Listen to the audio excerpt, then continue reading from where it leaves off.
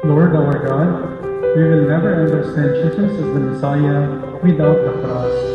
For it is not so much by His powerful deeds, but by His cross that He saved the world. Help us embrace His cross by which we attain salvation. Amen.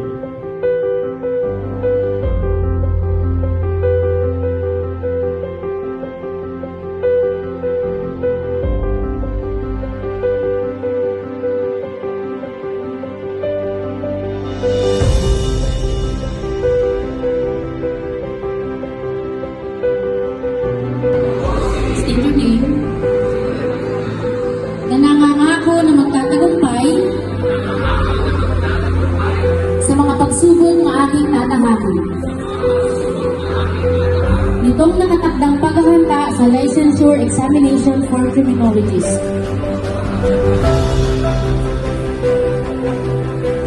Alang-alang sa aking magandang kinabukasan.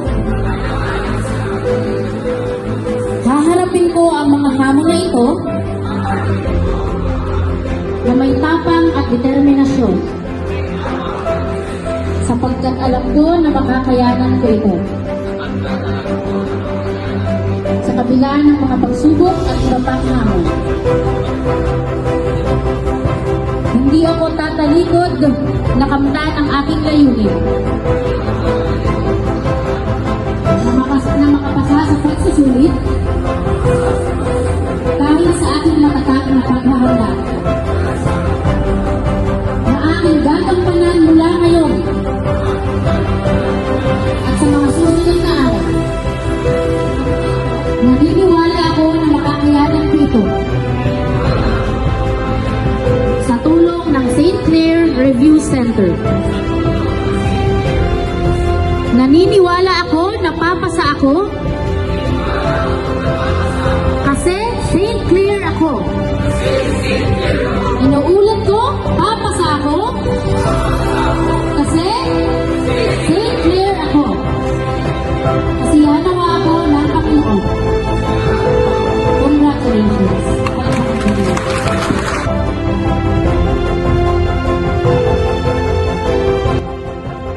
Nasa ikatlong buhay tayo. Tama. Eh, ano yung magaganda ng time na yun? Dahil sa mga lalaki yung iba yun. Promise.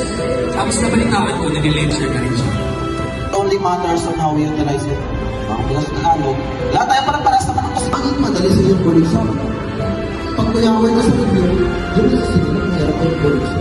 Natandaan nyo yung ano mo din, mga pataray, ang formula. Wala na yata mo sa amin, nasabi na yata lang ni Sir Johnny. Ang face-to-face, in your head, Sir, Aman,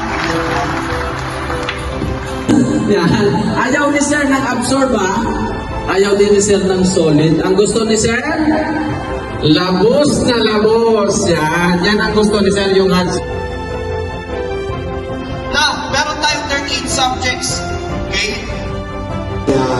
Palakayan bukas, no? So, apat na araw, yung kami mga kasama doon. Okay? Ito po. Graduate naman na kayo lahat, tama? Nakagraduate. St. Clair.